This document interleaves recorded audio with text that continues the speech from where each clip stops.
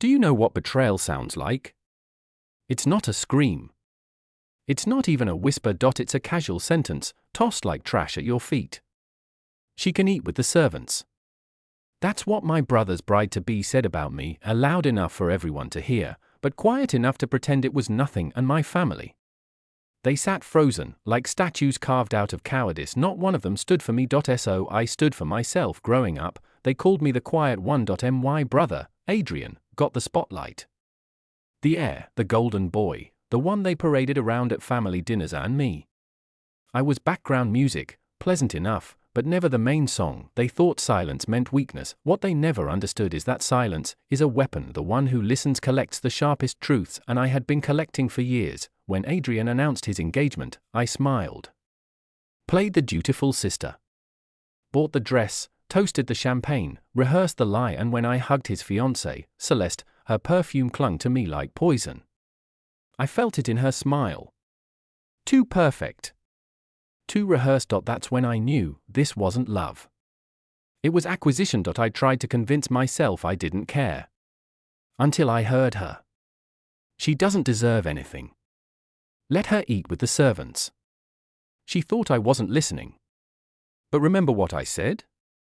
The quiet ones always hear. That night, I didn't cry. I didn't scream. I sat at my desk, pulled out a pen, and began writing. A list. My brother's dependencies. My parents' debts, the fragile balance of their empire, and at the top, the deal. The one they'd all built their futures on. $26 million, channeled through me. One message from me could erase it, and none of them even knew I had that power. So I waited. I smiled when Celeste made her little cuts. I nodded when Adrian told me I was too sensitive. I played along, but behind my smile was a blade. I wasn't the forgotten child anymore. I was the executioner, biding my time. The wedding day glimmered with chandeliers and champagne. The air was heavy with laughter, like it was borrowed, like none of them realized their whole world was already burning. And then it came, the words. She doesn't deserve anything. Let her eat with the servants. This time, she made sure I heard, and that was her mistake. I reached for my phone. My fingers didn't shake. 3 words. One message.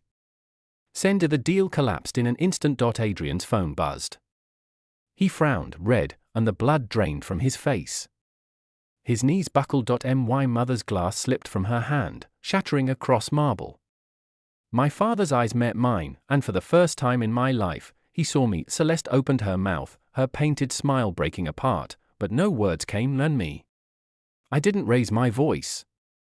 I didn't explain. I simply walked away. The sound of my heels echoed louder than their panic behind me. Their empire crumbled. Weeks later, the fallout was complete. Investors fled. Adrian sat hollow-eyed in boardrooms, unable to explain how everything vanished overnight. Celeste lasted 3 months before she walked out with nothing but jewelry she couldn't pawn fast enough. And my parents. They called. They begged. But silence was my final gift to them. You see, the satisfaction wasn't in their ruin. It was in my freedom. They spent their lives telling me I didn't deserve a seat at their table. So I didn't just walk away. I burned the table down, and here's the truth I want you to remember. The quiet ones, the overlooked, the dismissed, we are the ones you should fear the most, because when we finally rise, we don't just take a place at the table, we take everything. Tell me, if you were in my shoes, would you have done the same?